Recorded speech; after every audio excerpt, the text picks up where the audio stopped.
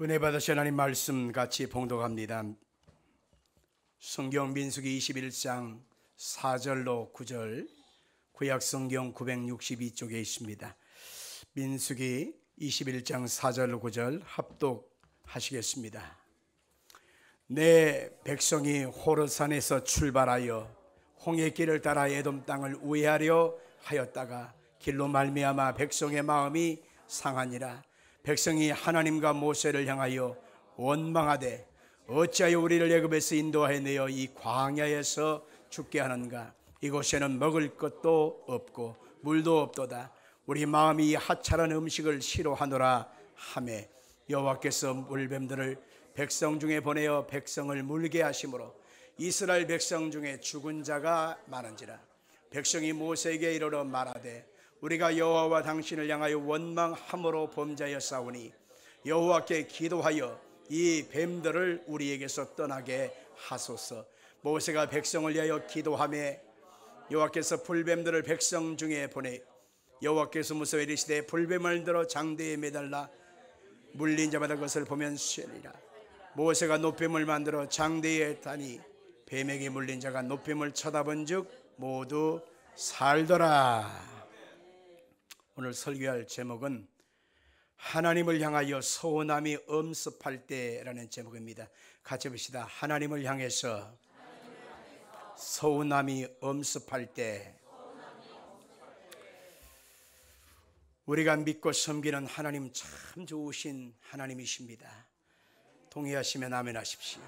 하나님은 그 백성들이 영원히 잘되고 범사가 잘되고 하나님은 강건하기를 원하고 계시는 것입니다. 마치 부모가 자식이 잘되기를 원하는 것처럼 하나님도 그 백성된 자에게 잘되기를 원하고 계시는 것입니다. 우리 한번 같이 합시다. 하나님은 나에게 영원히 잘되고 범사도 잘되고 강건하기를 원하고 계신다. 아멘. 그러므로 그 자녀된 우리들은 하나님의 은혜에 감사하고 하나님을 찬양하는 그 고백이 끊어져서는 안 되는 것이지요. 그러나 때때로 우리가 믿음 생활하면서 불평이 엄습할 때가 있습니다. 정상적인 사람이기 때문에 원치 않는 일들이 생기면 불평이 나오는 것이 정상적이지 이상하지는 않는 것이지요. 특히 하나님 백성이지만 신앙생활 중에 우리의 원하는 것과는 정반대로 현상이 이어지게 되면 불평이 나올 수 있습니다. 우리가 말씀의 가치관을 가지고서 우리가 그 말씀에 순종하며 살아갔던 사람, 또 그 말씀을 쫓아 인내하고 버티고 견디고 살아가지만 당장에 내가 원하는 것보다는 원치 않은 일들이 발생하거나 정반대 현상이 일어나게 되면 당연히 울병이 우리의 마음에 불평이 나오고 원망이 나오고 그 불평이 더 나아가서 하나님을 향하여 서운한 감정까지도 생기게 된다. 그 말씀인 것입니다. 나는 나름대로 하나님을 섬기고 살았는데 왜 이 모양입니까? 나는 하나님 앞에 순종하며 살았는데 왜 내 삶에는 변화가 없습니까? 내 인생은 하나님의 은혜로 살고 하나님 말씀대로 살기를 원하는데 내 인생은 왜 안 좋은 일만 생깁니까? 라고 하는 마음이 들면 하나님을 향하여 서운한 감정이 복받치게 되는 것입니다. 오늘은 믿음 생활하면서 이렇듯 불평과 서운한 감정이 나오려고 할 때에 어떤 태도를 취해야 될 것인가, 우리 한번 말씀을 통해서 알아보려고 합니다. 이스라엘 백성들이 430년 동안 애굽에서 종살이하다가 하나님의 은혜로 출애굽을 했습니다. 그리고 광야를 거쳐서 예비하신 하나님의 약속의 땅 가나안 땅으로 이제 이르게 되어지는 것이죠. 민수기 21장 4절로 5절까지 보니까 그들은 그 삶 속에서 원망과 불평을 일삼게 되어졌습니다. 읽어볼까요? 백성이 호르산에서 출발하여 홍해길을 따라 에돔 땅을 우회하려 하였다가 길로 말미암아 백성의 마음이 상하니라. 백성이 하나님과 모세를 향하여 원망하되 어찌하여 우리를 애굽에서 인도해 내어 이 광야에서 죽게 하는가? 이곳에는 먹을 것도 없고 물도 없도다. 우리 마음이 하찮은 식물을 싫어하노라 하매. 백성들이 호르산을 거쳐서 가나안 입구인 모압 평지로 가는데 왕의 대로라고 하는 명칭을 가진 넓은 땅이 있습니다. 평탄한 길이고 좋은 길이었습니다. 그리고 그 지역을 통과하게 되면 하나님께서 예비하신 가나안의 목전까지 가게 되는데, 그 땅을 모압 족속들, 특별히 에돔 족속들이 그 땅을 차지하고 있었습니다. 그런데 그 에돔 족속들이 우리가 갈 때에 물도 사 먹고 전쟁하지 않을 테니까 우리에게 이 땅을 열어주소서 할 때에 에돔 족속들이 그것을 거절합니다.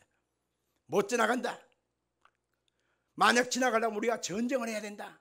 그럴 때에 전쟁을 하려고 했는데 하나님께서 그 에돔 족속과는 전쟁하지 말라 그렇게 명령하십니다. 왜냐하면 우리가 알다시피 아브라함과 이삭과 야곱 알지요. 근데 야곱의 한 뱃속에 쌍둥이 형이 에서잖아요. 그러니까 에서의 자손들이 에돔 족속입니다. 그러니까 너희들과 같은 고륙지친이니까, 형제들이니까 싸우지 마라, 전쟁하지 마라. 그래서 하나님께서 그들에게 전쟁하지 말라고 하니까는 어쩔 수 없이 그 땅을 피하여서 산등성이를 올라가고 골짜기를 헤매면서 그들은 거친 들로 갈 수밖에 없게 되었다는 것입니다. 고된 여정에 힘들었던 이스라엘 백성들이 이때에 감사 기뻐하는 것이 아니라 오히려 불평하고 원망할 수밖에 없게 된 것입니다. 왜 우리를 그냥 애굽 땅에서 종살이에게 내버려 두지, 굳이 애굽 땅에서 인도해 내어서 이 광야에서 이런 고통과 힘듦을 당하게 하십니까? 왜 우리에게 이렇게 힘듦을 겪게 하십니까? 이 광야에 도대체 뭐가 있습니까? 먹을 것이 있습니까? 마실 것이 있습니까? 보십시오. 우리가 먹는 음식은 거친 이 음식 외에는 먹을 것이 없잖아요 하면서 그들은 탄식했던 것을 보게 됩니다. 결국 이스라엘 백성들은 참았던 인내의 한계를 폭발시키게 됐고 그들은 하나님과 모세를 향하여 원망했다 그렇게 나옵니다. 우리가 신앙생활하는 가운데서 이런 일이 발생하게 됩니다. 하나님의 인도하심을 통해서 우리가 나아가게 되는데 현실적인 손해가 오고 불편함이 오고 원치 않은 일들이 반복적으로 다가오게 되면 우리도 역시 사람인지라 현실적인 상황 앞에 원망과 불평이 또한 하나님을 향한 서운한 감정이 나오게 되는 것이죠. 하나님이 광야 같은 인생길을 살아갈 때 그 백성들에게 만나도 주시고 메추라기도 먹게 해주시고 반석을 쳐서 생수도 마시게 하시고 낮에는 구름기둥 밤에는 불기둥, 그리고 그들의 인생길 속에 끊임없이 함께 주셨지만 실상은 현실적으로 나의 삶은 불만족을 늘 품게 되는 것입니다. 내가 원치 않은 일들이 반복되면 서운한 감정이 들게 되는 것이죠. 특별히 우리가 읽은 이 민수기는요, 불평하고 원망하는 장면이 참 많이 나옵니다. 그래서 이 민수기를 가리켜서 별명이 붙었는데 불평기라고 하는 별명이 붙었습니다. 민수기는 뭐냐? 불평하는 내용이 많다 그런 얘기죠. 그런데 이스라엘 백성들의 이 모습, 그것은 그들만의 모습이 아니라 오늘날 구원받아 교회 생활하는 우리들도 똑같은 모습으로 나타난다 그 얘기인 것입니다. 주님의 은혜로 구원받아 하나님의 자녀가 되었고 하나님의 은혜를 입어서 죄사함 받고 영생의 약속을 받은 자가 되었지만은 실상은 우리가 신앙생활하는 우리의 발걸음 속에는 우리도 똑같이 원망과 불평이 반복되고 있다 그 얘기입니다.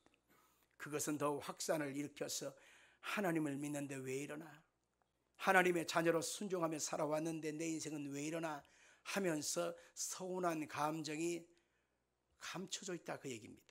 오늘 시간에 여러분의 마음속에 혹여라도 하나님을 섬기면서 하나님을 향하여 서운한 감정이 여러분 속에 있다면 입으로는 말하지 말고 눈만 두 번 깜빡깜빡 나를 보면서 한번 해보시길 바랍니다.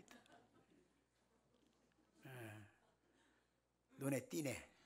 서운한 감정이 있다는 거예요. 하나님 도대체 언제 역사하실랍니까? 왜 나한테는 이런 고통을 줍니까? 왜 내 삶에는 변화가 없습니까? 이것에 대한 해답을 찾지 못한 채 우리는 하나님과 나 따로의 유격을 늘 유지하면서 항상 마음이 채워지지가 않는 그런 갈등 속에 살아가게 된다는 것입니다. 오늘 이 시간 이스라엘 백성들의 불평의 이유가 무엇이었을까 한번 구체적으로 살펴보려고 합니다. 21장 1절로 3절 다 같이 읽겠습니다. 네겝에 거주하는 가나안 사람 곧 아라세 왕이 이스라엘이 아다림 길로 온다 함을 듣고 이스라엘을 쳐서 그중 몇 사람을 사로잡은지라. 이스라엘이 여호와께 소원하이로되 주께서 만일 이 백성을 내 손에 넘기시면 내가 그들의 성읍을 다 멸하리이다.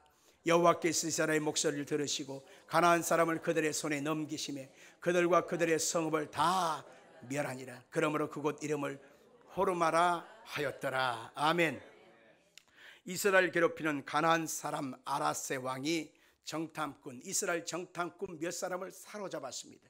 그 정탐꾼 속에는 자기 아버지가 있고 자기 아들이 있고 그 정탐꾼 속에는 자기 남편이 있었습니다.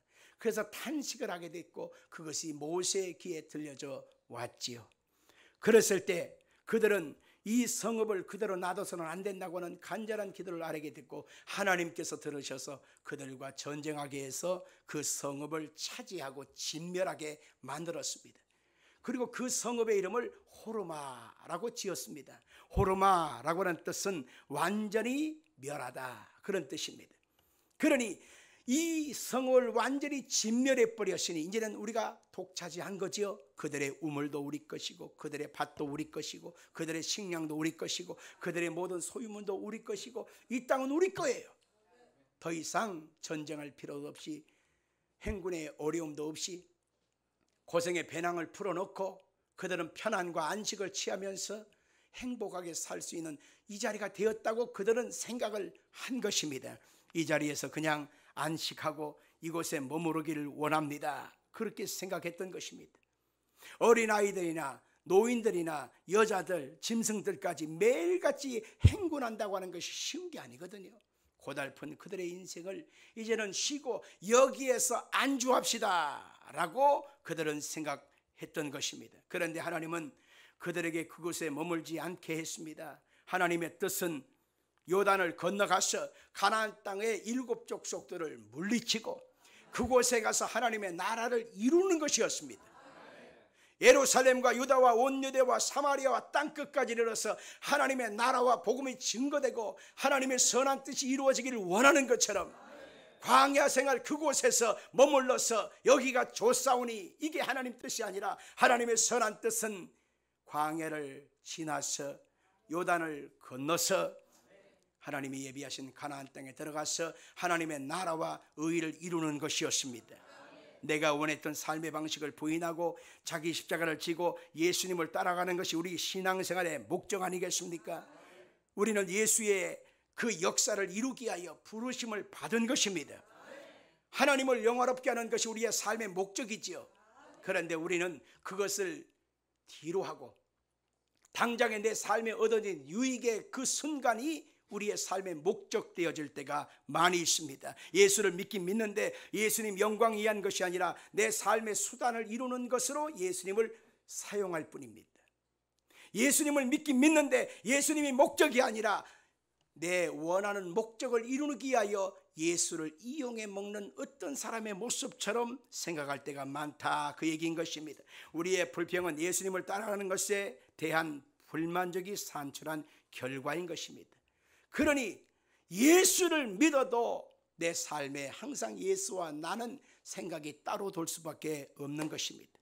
그러다 보니까 하나님에 대한 서운한 감정이 쌓여져 가는 것입니다. 예수를 믿는데 내 삶에 좋은 것, 원하는 것은 이루어지지 않고 주님이 원하는 목적만 자꾸 추구하려고 그러니 실상은 예수 믿는 것이 기쁨이 되어지고 행복이 되어지는 것이 아니라 예수 믿는 것이 고행길이 되어지고 마는 것입니다.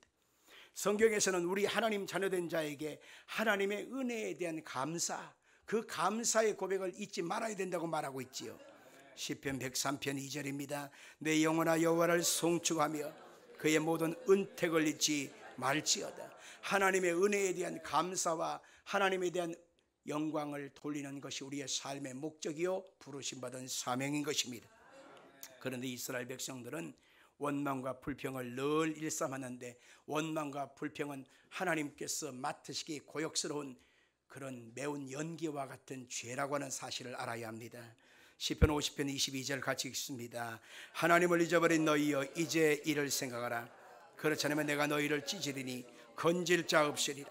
감사로 제사를 드리는 자가 나를 영화롭게 하나니 그의 행위를 옳게 하는 자에게 내가 하나님의 구원을 보이리라. 아멘. 내가 알 수 없는 길로 인도에 가실 때에 하나님의 역사하심을 믿고 알 수 없는 그 모든 미래가 하나님의 주권에 있음을 믿고 우리가 해야 될 일은 맡기는 것입니다. 우리가 해야 될 일은 감사함으로 나아가는 것입니다. 이해할 수 없어도 감사하고 원치 않는 상황이 발생해도 감사해야 합니다. 왜냐하면 하나님 그분은 나를 향한 계획을 변치 않고 그 모든 것을 이루어 주시고 함께 해주시고 결과를 합력하여 선을 이루시기 때문에 그런 것입니다. 데살로니가전서 5장 18절 읽습니다. 범사에 감사하라. 이것이 그리스도 예수 안에서 너희를 향하신 하나님의 뜻이니라. 여기에 감사하라 앞에 범사에라고 하는 단어를 덧붙여 놓았습니다. 좋은 일이든 나쁜 일이든 이해할 수 있는 일이든 이해가 안 되는 일이든 내가 원하는 일이든 내가 원치 않는 일이든 어떤 상황 앞에서도 우리가 해야 될 일은 감사할 뿐이라는 것입니다. CCM 찬송 중에 아주 귀한 찬송이 있어요. 한번 불러볼까요?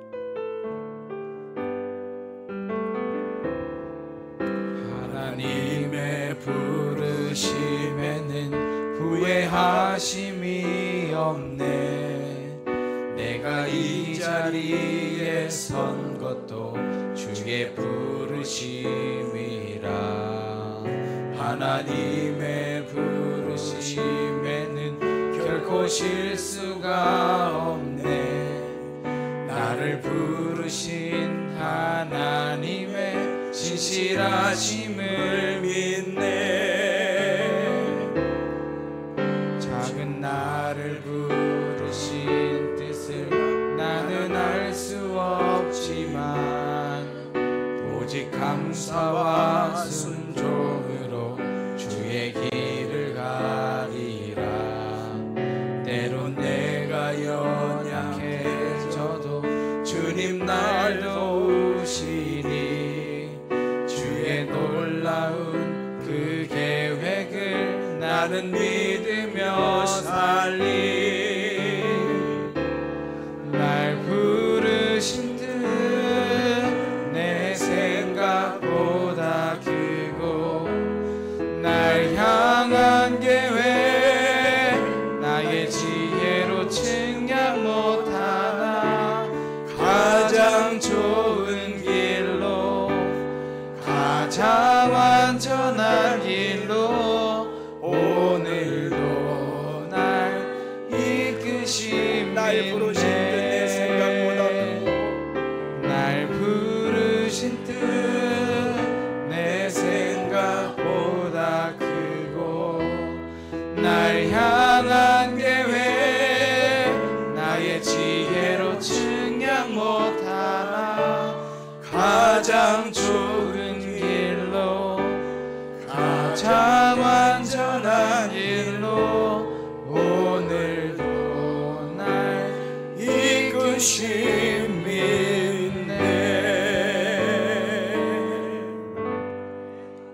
원망과 불평이 우리에게 은연중에 나오고 하나님을 향한 서운한 감정이 우리 가운데 북돋을 올라올 때에 바로 그 원망과 불평 뒤에는 하나님은 징계하시는 하나님으로 우리 가운데 나타나신다라고 하는 것입니다.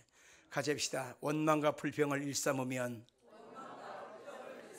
징계하시는 하나님으로 나타나신다. 21장 6절 같이 봅니다. 여호와께서 불뱀들을 백성 중에 보내어 백성을 물리게 하심으로 이스라엘 백성 중에 죽은 자가 많으니라. 아멘. 원망과 불평하는 이스라엘 백성들에게 하나님은 징계로 불뱀을 보냈다라는 것입니다. 사막길 그 광야에서 이 불뱀은 독뱀입니다. 독이 퍼져서 온몸에 팅팅 불고 그리고 죽어가는 것입니다. 바로 이런 상황에서 우리가 하나님이 하시는 방법은 바로 징계였다라는 것입니다. 여기서 우리는 꼭 기억해야 될 용어가 있는데 징계라고 하는 말과 심판이라고 하는 말은 비슷한 것 같은데 다르다는 것입니다. 내용이 다르고 적용이 달라요.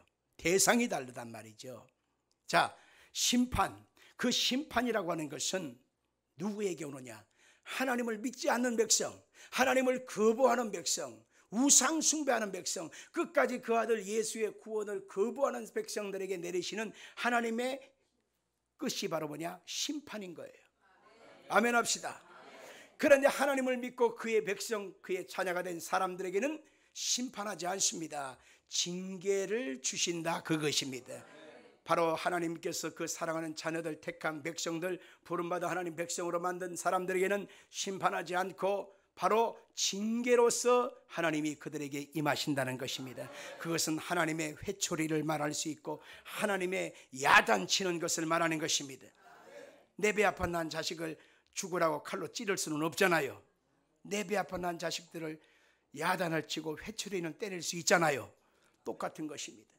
하나님은 이스라엘 백성들이 비록 원망하고 불평했지만은 그들을 심판하지 않았습니다.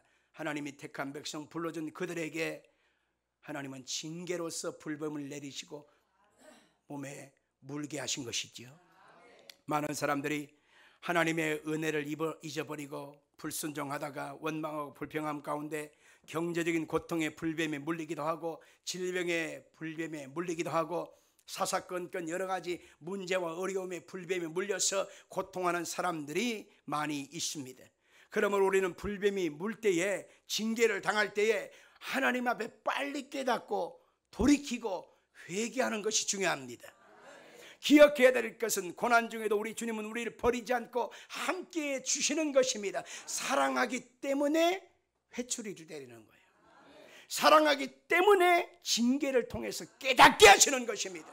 그래서 이 징계는 버린 것이 아니라 사랑하고 다시 한번 부르시는 하나님의 따뜻한 음성임을 알아야 하는 것입니다.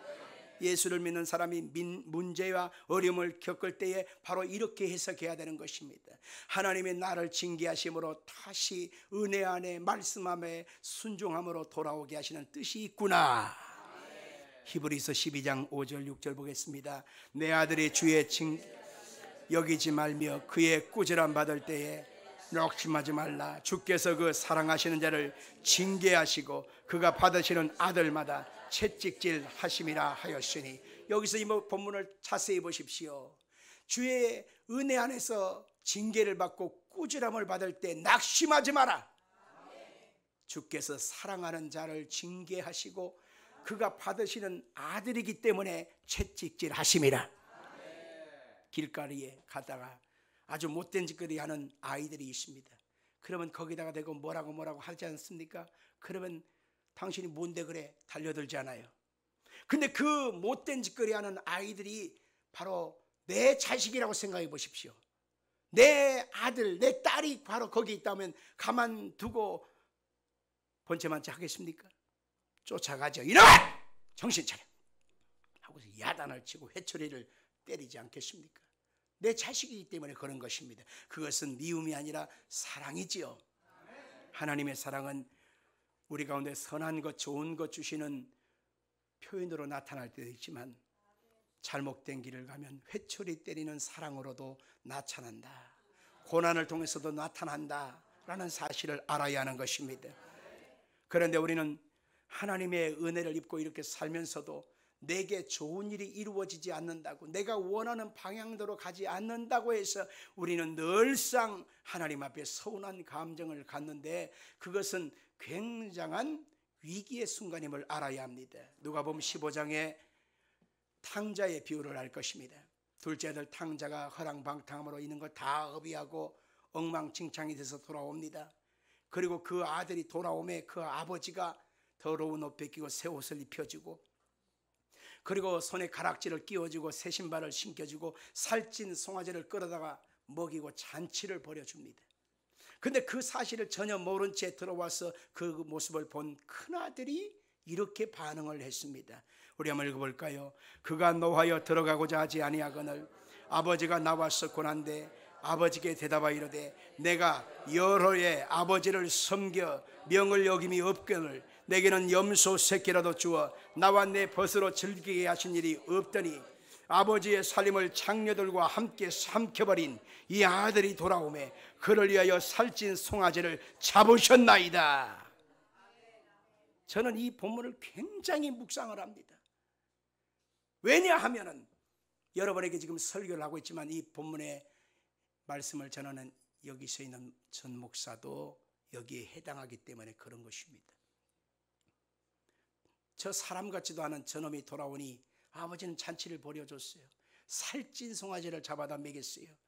근데 나는 아버지 집에서 명을 어김이 없이 이렇게 충성했는데 어찌하여 나한테는 염소 새끼라도 준 얘기 없습니까?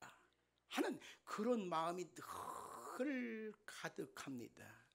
우리 교회가 오늘 교회가 세워진 지 27주년 되어지는 창립주간 예배입니다. 27회의 교회를 개척해서 여기까지 왔을 때 그냥 온 건 아니지 않습니까?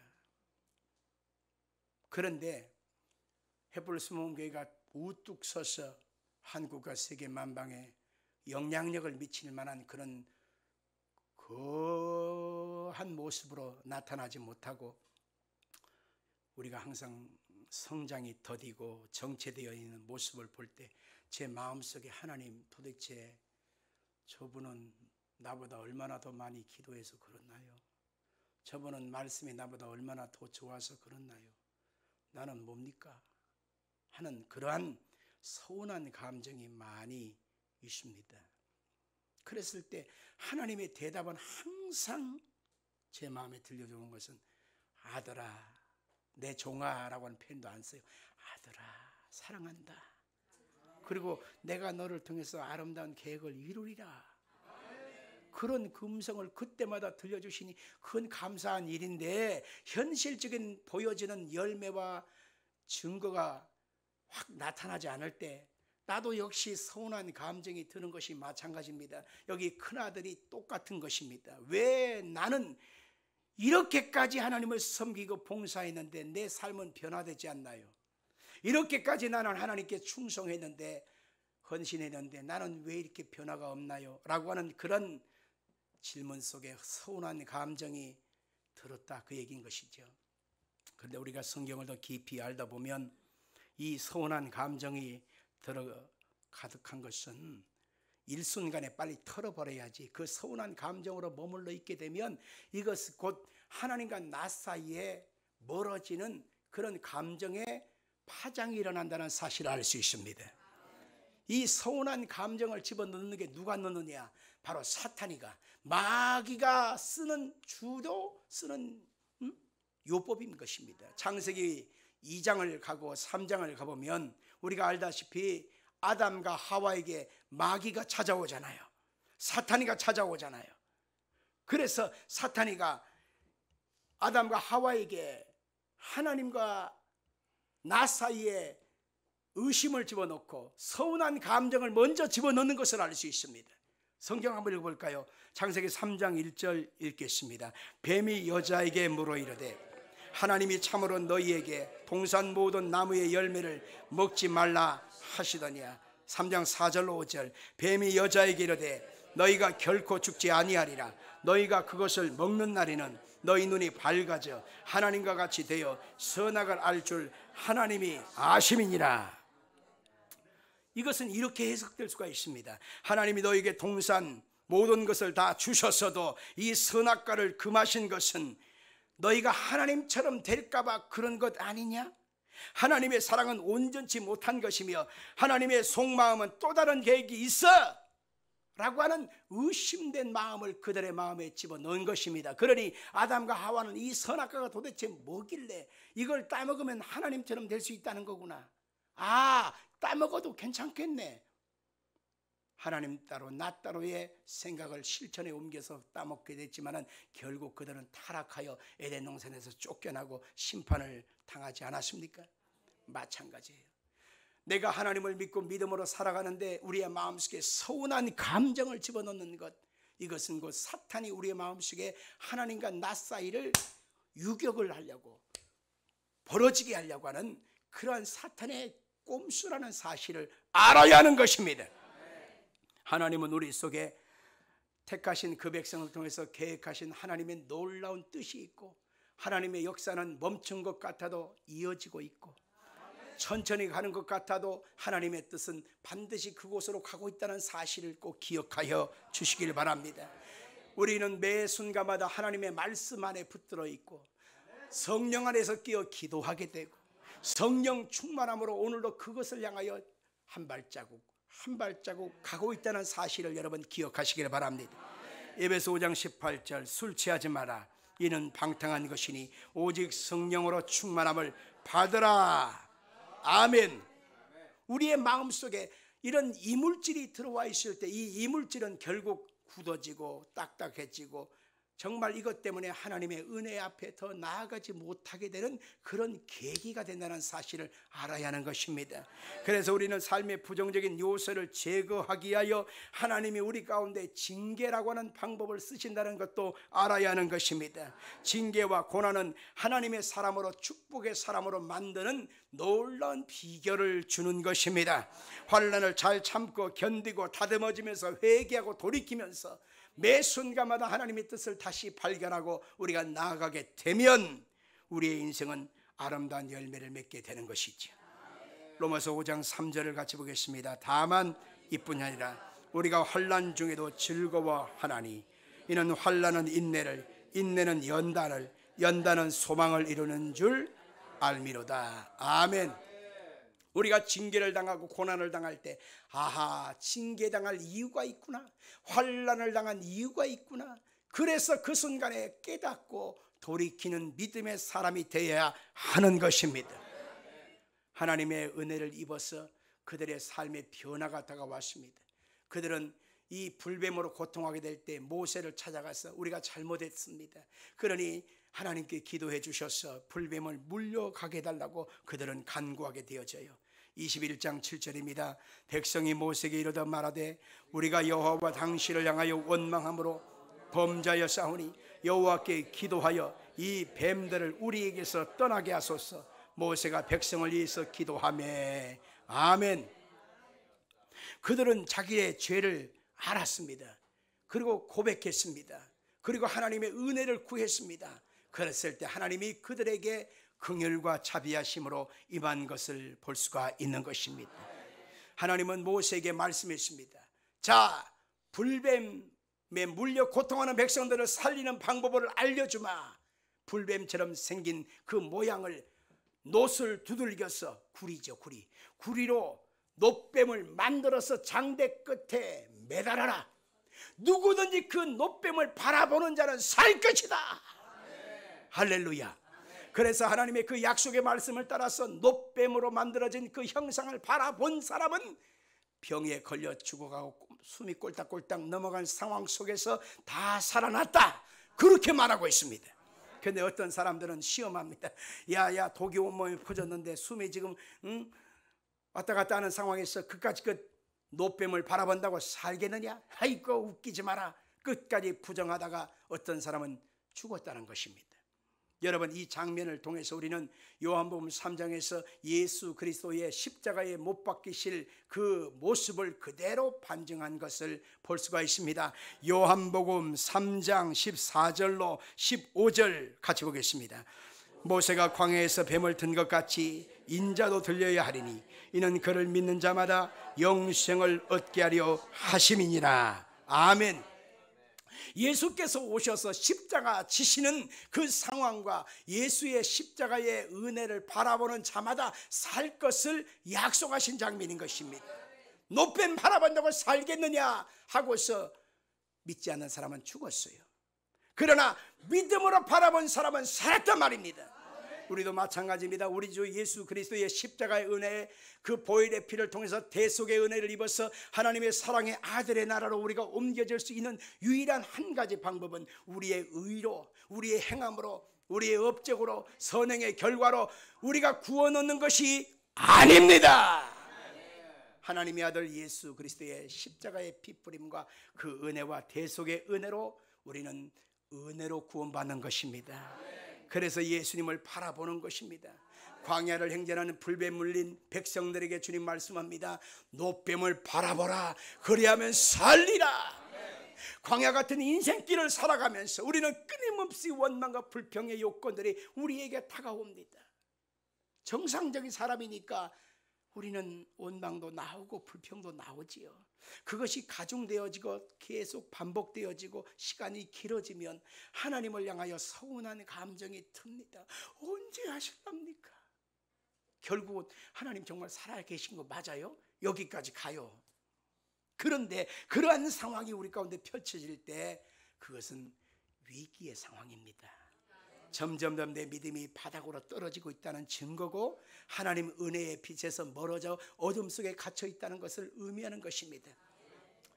어떤 것을 해도 은혜가 안 돼요. 찬송을 해도 은혜가 안 되고 기도해도 맹가맹가하고 말씀은 눈에 들어오지 않고 신앙생활 그 자체에 감사도 없고 행복도 없고 기쁨도 없고 오긴 와. 이 자리에 앉아있긴 앉아있어. 그래도 그냥 의무적인 거야. 그러니 신앙생활이 얼마나 힘들어요. 이러한 서운한 감정을 그대로 둬서는 안 되는 것입니다. 하나님께서 왜 여기까지 인도해 오셨고 이후에 어떻게 하실 것을 우리는 믿음으로 받아들여야 하는 것입니다. 성경에는 끊임없이 우리를 향한 하나님의 뜻은 알 수 없습니다. 눈으로 볼 수도 없습니다. 들을 수도 없습니다. 마음으로 깨달을 수도 없습니다. 그러나 성령이 우리 가운데 밝히 드러내신다고 말하고 있습니다. 하나님의 성령님은 우리를 통해서 하나님의 계획을 알려주시고 계획을 이끌어 가시고 결국 천천히 이루어지는 것 같아도 반드시 하나님의 목적은 이루어진다는 사실을 믿으시기를 주 이름으로 축복합니다. 하나님의 인도하심에는 후회함이 없습니다. 하나님의 계획은 결코 실수가 없습니다. 반드시 이루신다는 사실을 믿으시기를 주 이름으로 축복합니다. 왜냐하면 합력하여 선을 이루시기 때문에 그런 것입니다. 아멘 하십시다. 어떤 젊은이가 우리나라에서 최고로 도자기를 잘 만드는 인간문화재 도자기의 장인에게 도자기 기술을 전수받고자 찾아왔습니다. 스승님으로 모실 테니까 나 좀 가르쳐 주세요 할 때에 이 스승님이 그 찾아온 젊은이에게 똑같이 생긴 도자기 모양도 크기도 색깔도 똑같은 도자기를 내놓고 어떤 게 비싼 거, 어떤 것이 싸구려 같냐, 어떤 것은 수억 원이다, 이것은 수억 원, 이것은 수억 원. 근데 어떤 것은 시장에서 파는 5만 원짜리다. 너는 어떻게 구분할 수 있겠니? 라고 보여주고 그것을 판별하라고 말했습니다. 그러자 앞으로 뒤보고 들여다보고 내려다보고 아무리 봐도 똑같으니까 잘 모르겠습니다. 그럴 때에 스승님이 이거다 하고 알려주는 거예요. 이게 바로 수억 원짜리다. 그러나 이건 5만 원짜리다. 그러는 거예요. 그러자 제자가 묻습니다. 스승님, 어떤 차이가 있습니까? 왜 얘는 수억짜리고 얘는 5만 원짜리입니까? 무슨 차이가 있습니까? 라고 물을 때에 불 속에 들어갔다 나온 것이 다르다라는 거예요. 5만 원짜리는 끄슬른 거야. 끄슬른 거. 수억 원짜리는 불 속에 들어가서 가장 적정한 온도와 시간을 견뎌냈기 때문에 걔는 그 수억 원짜리가 됐다는 것입니다. 명칭이 다릅니다. 5만 원짜리는 상품이에요. 그러나 수억 원짜리는 뭐예요? 작품이에요. 따라합시다. 상품, 작품. 다르죠? 여러분과 제가 하나님의 택한 자녀가 됐다고 하는 것은 상품일까요? 작품일까요? 이렇게 부성실하게 이렇게 성의 없이 대답을 하면 기분이 좋겠습니까? 설교를 끝내려고 하는데. 자, 다시 묻습니다. 나는 예수 안에서 상품입니까? 작품입니까? 작품이라고 확신하면 아멘 하십시오. 맞습니다. 하나님의 아들 예수 그리스도의 핏보림으로 내어주시고 하나님이 나 같은 사람을 불러서 하나님 자녀로 만들어 주었습니다. 예수님과 나를 바꾸셨단 말입니다. 그러니 우리는 하나님의 작품입니다. 하나님은 여기에서 잠깐의 고난 앞에 우리를 뭉거뜨리고 여기에서 그냥 하나님이 그냥 우리 인생을 끝낼 것이 아닌 것입니다. 하나님의 예비한 선한 뜻을 이루시기까지 하나님은 멈추지 않습니다. 계속적으로 연도에 가실 때 이해할 수 없다고, 내게 잠깐의 좋은 일이 생기지 않는다고 해서, 내가 원하는 것이 이루어지지 않는다고 해서 원망 불평하고 하나님을 향하여 서운한 감정을 갖는 것은 마귀가 뒤에서 부채질하고 있는 것입니다. 마귀한테 이용당하지 말고 하나님이 나를 통해서 아름다운 일을 행하신다고 하는 사실 앞에 아멘 하십시오. 하나님의 선한 일을 반드시 이루실 것을 확신하면 아멘 하십시오. 여러분 그 믿음대로 되어지기를 예수 이름으로 축복합니다. 살아계신 아버지.